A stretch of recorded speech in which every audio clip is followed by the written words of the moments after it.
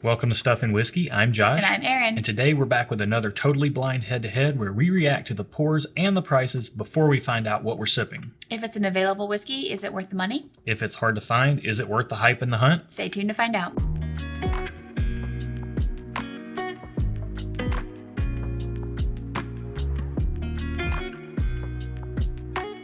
Welcome to the channel, bringing a real-world perspective to the real-world whiskey consumer. In these head-to-head videos, we randomly select one of the matchups from our blind sample pool to taste totally blind so that you get our most honest, unbiased opinions possible. You'll see what we think about each of the pours separate and apart from any labels or hype. We'll tell you how we think they compare, and in the end, we'll give them what we call a real-world score, which is based on the price, the availability, whether we would buy it again or not, and of course on the blind tasting itself. So if that sounds like something you're into, be sure to give this video a like, and if you're not subscribed, go ahead and subscribe so you don't miss any of our videos. Absolutely. Hit the bell while you're down there so that you know when we're releasing videos and when we're doing our monthly live streams. After you hit the bell, go ahead and check out the video description for a link to our Patreon. Over there, that's our community element and the interactive element of the channel. So if you like blind tastings like this, then you can get plugged in on some virtual blind flight nights that we do with our patron community, all kinds of sample swaps and giveaways going down over there. We also do 2 additional videos every week,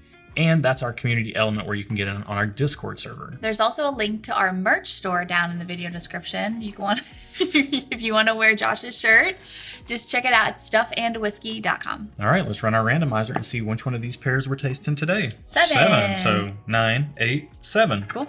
Cool. We'll get these poured, and we'll be right back with our first impressions. Back.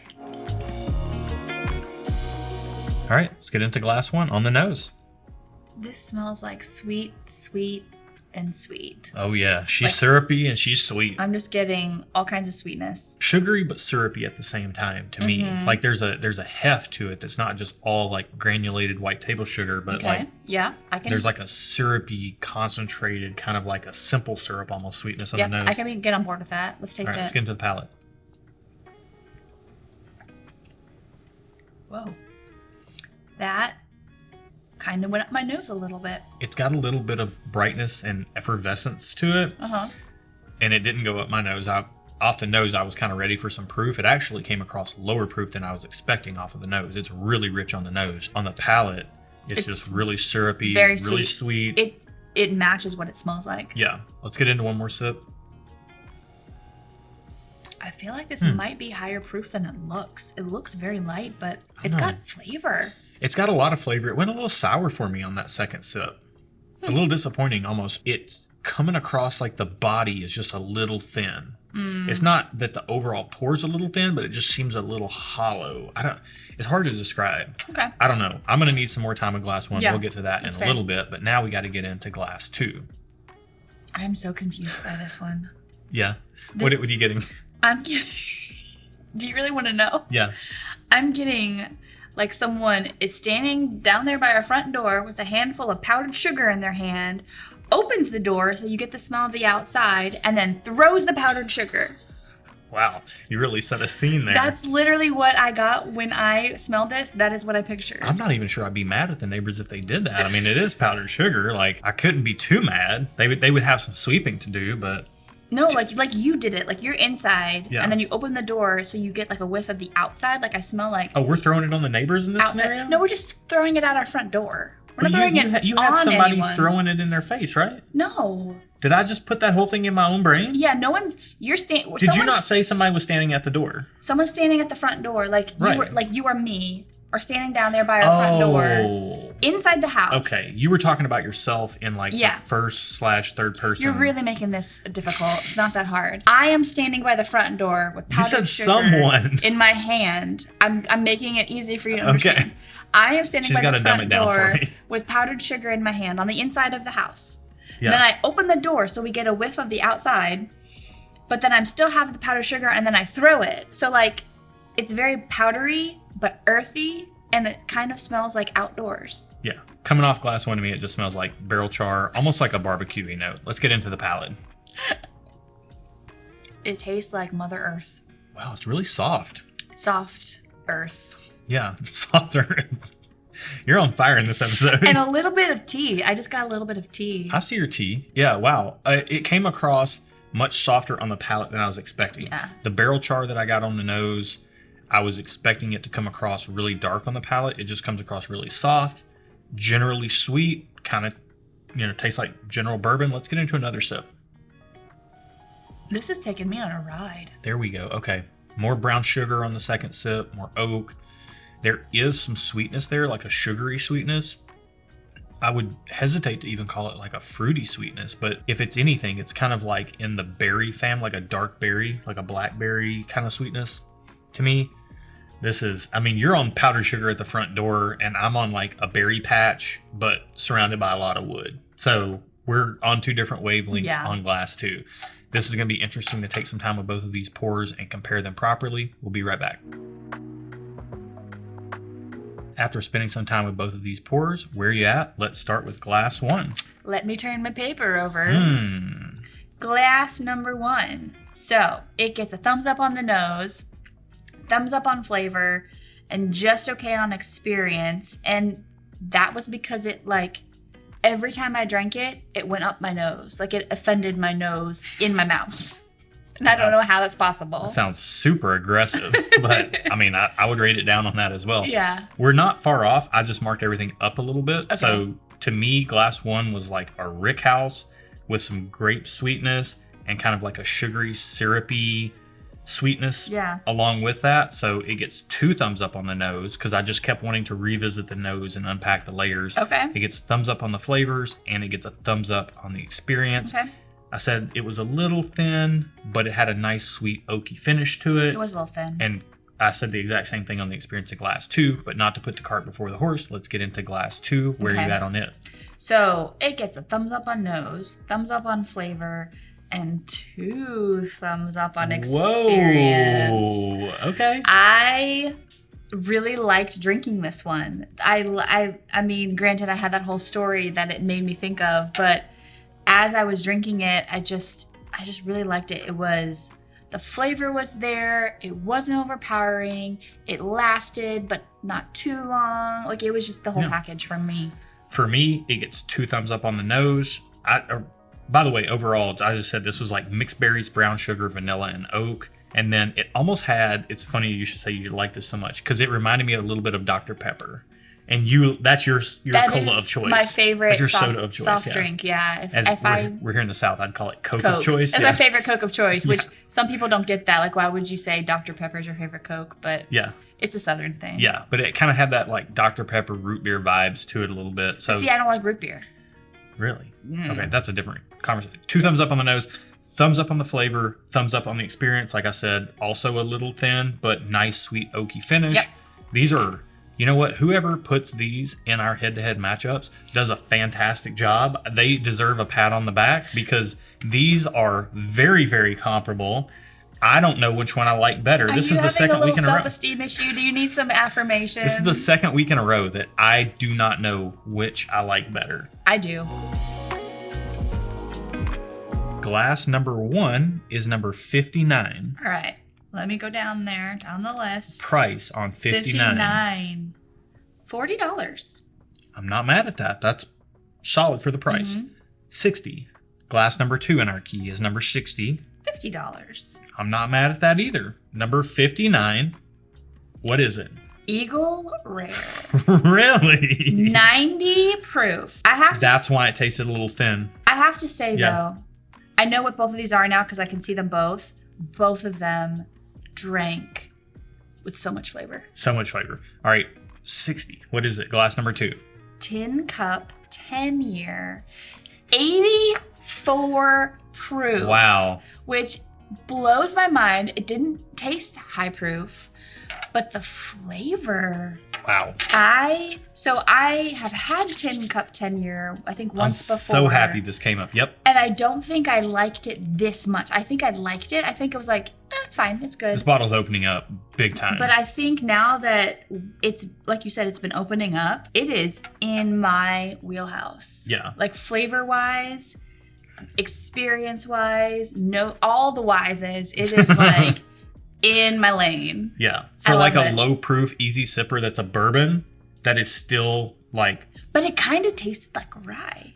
I thought it might have been a rye. Just from the earthiness. Yeah, and I love it. But that's the age coming across. That's the 10 years of age. So both of these are 10 years. This is a great one. Here's why it's in our matchups. They're both 10 years. They're both very sweet, but they're also oaky. They have the oak and the barrel influence that's tempering the sweetness and not making them too sweet. Like sometimes young bourbons can come across a little too sweet for you. Which I don't love. So for me, the experience on both of these pours was almost identical. Not to say that the flavors were identical, but they weren't far off because Buffalo Trace, who does Eagle Rare, and MGP, which is the 10 cup, you know, that's where they get their distillate from, is MGP. They're very much in the same wheelhouse as far as like very sweet, but I mean, they're both really good. And I honestly could not figure out which one of these I preferred more. If they're both sitting on a shelf for the same price, or sorry, not same price, but if they're both sitting on a shelf where Eagle Rare is $35 and 10 cup is $50,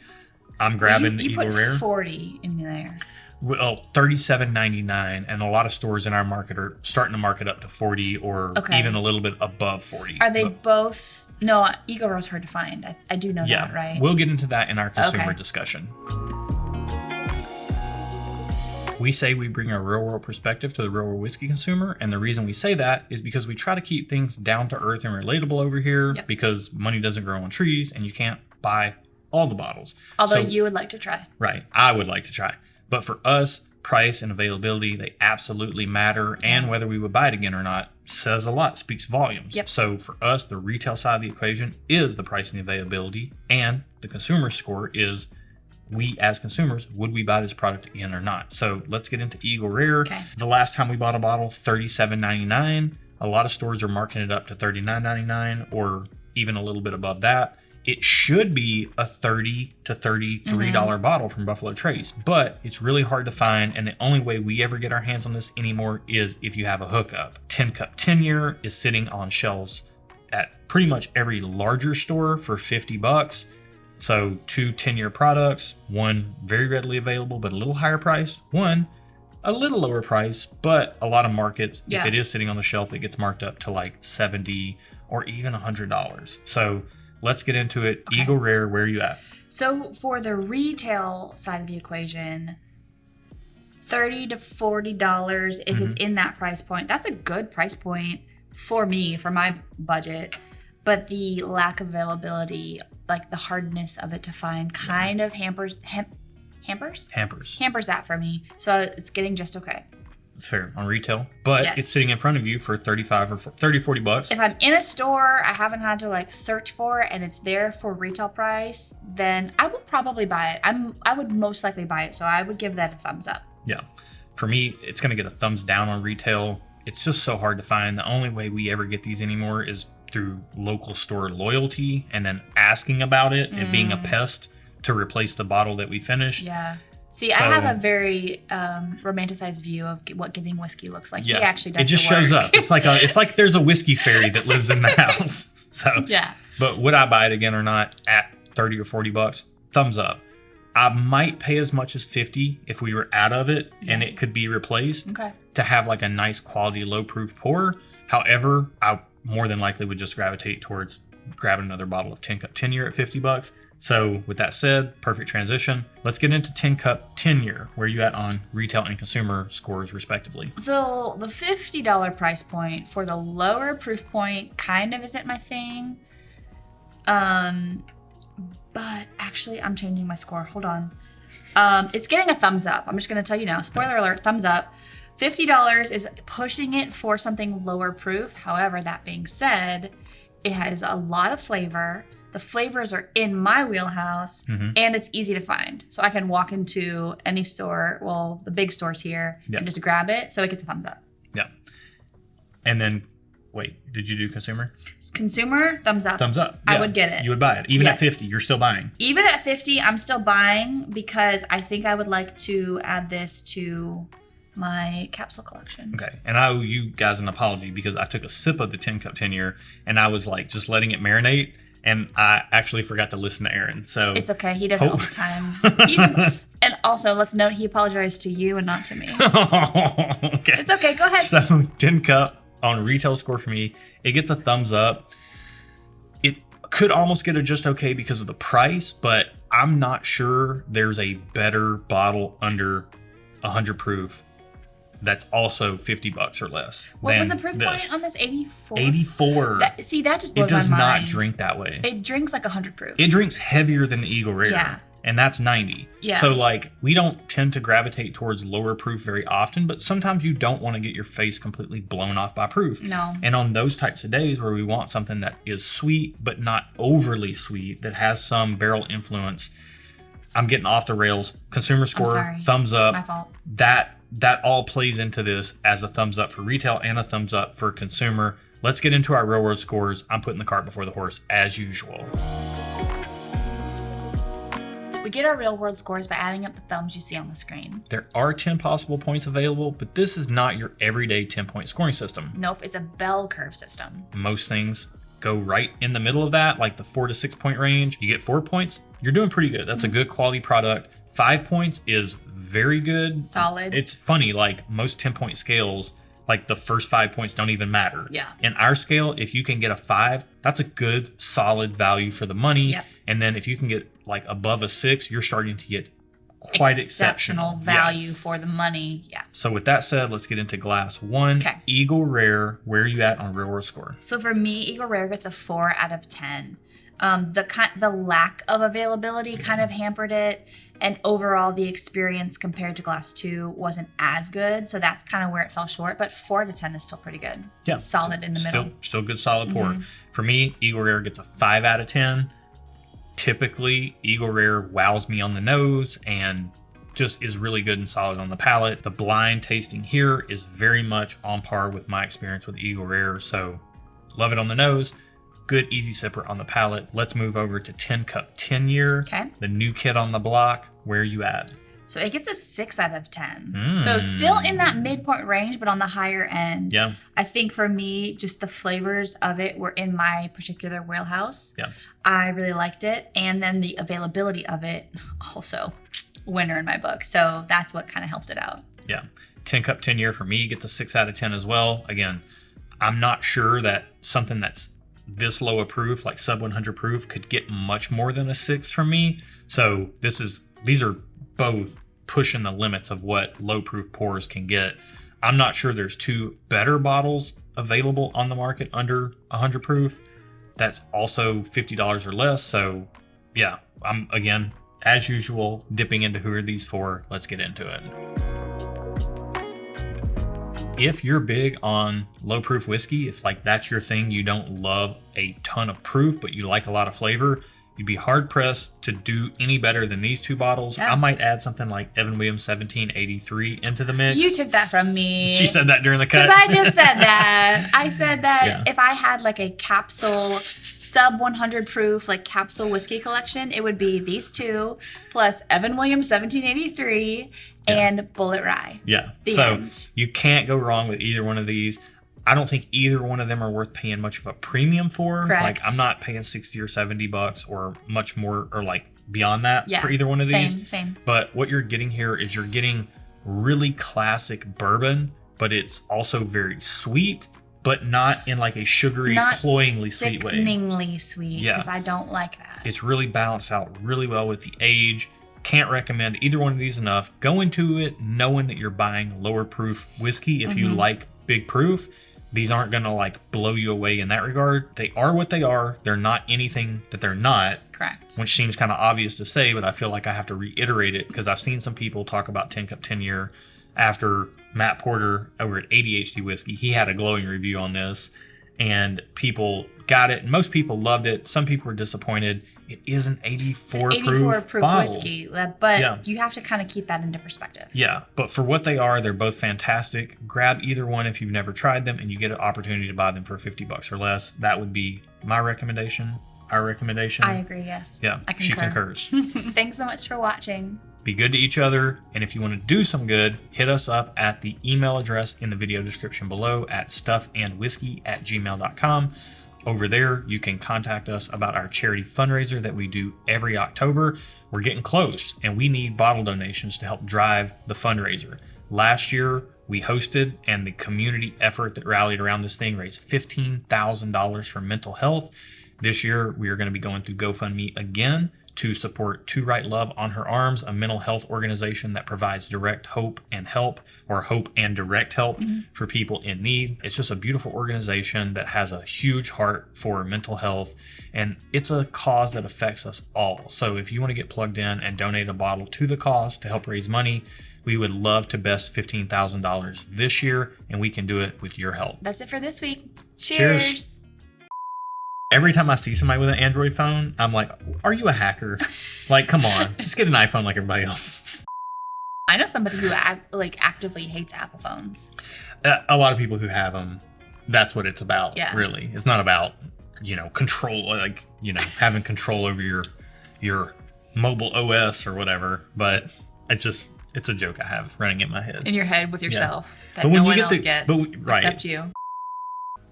There's something in glass one that I can't put my finger on. Your face. Your nose is in it. It's way up in there. You can't get too deep on it though, because she bite back. That's what she says. I just now got that. Touche. That's a good one.